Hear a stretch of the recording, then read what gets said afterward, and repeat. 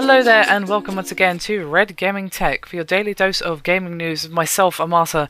Today on the 8th of June, have a rumour for you today concerning the PlayStation 4, as an industry analyst has predicted that Sony will launch the console with a price tag below $400, and analyst Arvind Bhatia contests that Sony will have learned from its mistakes when it launched the PS3 at $600, which many have agreed hindered the console uptake in its early life, and I certainly would agree with that particular statement.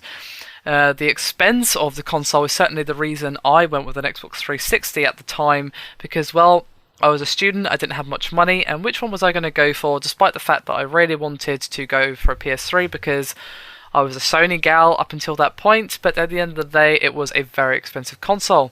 Anyway, I have a quote from Bhatia here, which says, "Given that experience, we believe Sony will aim to keep the price point for PlayStation 4 below $400.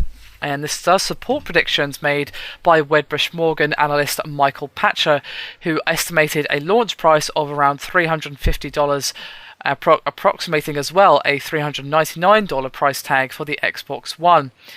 Even at that price, though, Patcher thinks that Sony could still make a profit on each console, estimating that it will cost Sony around $275 to manufacture each PlayStation 4. However, Bhatia predicts that Sony will target a sub $400 launch price, even if it means taking a loss on each console sold.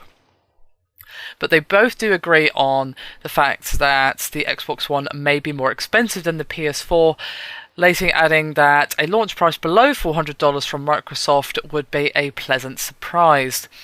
And of course, there's not been any confirmation on a price tag for either console, although there has been some rumours that Microsoft will launch a two-tier pricing system for the Xbox One, one with a one-off payment of $500 or an initial charge of $300 subsidised by a 24-month commitment of $15 per month, which will include Xbox Live. And unfortunately, neither Sony or Microsoft aren't expected to reveal the pricing details at E3 next week, but hopefully we will get some game reveals at least. Now, I have to disagree that they could still make a profit by launching the game at that price because, well, the components that they have, well, they don't come cheap. Obviously, it does depend on the price they've agreed previously with their company and so forth, those particular components. So I don't know how much they're being charged, because obviously not only have they probably struck a deal with this particular company, they're obviously buying it in bulk as well, which will affect the price. So maybe it is possible for them to launch it below $400 or even at $400 and still make a profit. But it would definitely hinder them somewhat, given the quite nice specifications of the PlayStation 4, if they launch it at such a low price, that it might eat into their profits somewhat. However, the bonus, of course, for launching at a lower price tag is that it will have a higher adoption rate at launch, because obviously I think a lot of people were like me when the PlayStation 3 first came out, because of course it launched with a $600 price tag. I believe it was £500 for the really old school chunky one, the 60 gig I believe it was, if I recall correctly. And for a lot of people that was just far too expensive, especially when, well, the Xbox was cheaper, and if you waited a little while like myself, then you saved yourself a lot of money indeed by going for the Xbox and also waiting a while on top of that. So I think that Sony will be keeping the launch in mind, because the launch of a console is very important, although it's not the be-all and end-all, don't get me wrong. It's not like if a console doesn't sell well at the beginning, it's not going to sell well at all, because that's obviously not the case. But if it has a bad launch, then obviously that's not good for Sony or for anyone involved, really.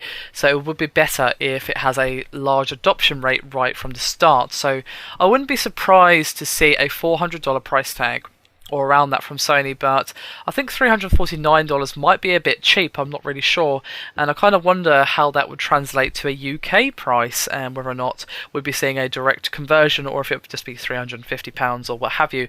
It's really tough to say. I mean, I doubt they charge $350 when they're charging $350, but you know, I still expect around a £300 price tag for the PS4 if it was going to launch at $350, which just seems too cheap for a next-gen console. But obviously, this is all rumor and speculation at this point. I'd like to hear your guys' thoughts on what you think the price point of the PS4 is going to be, and for the Xbox One as well. It wouldn't surprise me if this two-tier payment system from Microsoft is at least somewhat true, but 24 months paying $15 a month, well, you end up paying a lot more, so I don't know if it's going to be quite what they're saying here. Of course, that is only a rumour, not confirmed, or anything like that. Anyway, that's me done for this video. Thank you very much for watching. Do hit me up with any comments and thoughts down below. That's what the comment section is for. I always want to hear from you guys. Anyway, hope you've enjoyed. I'll see you next time.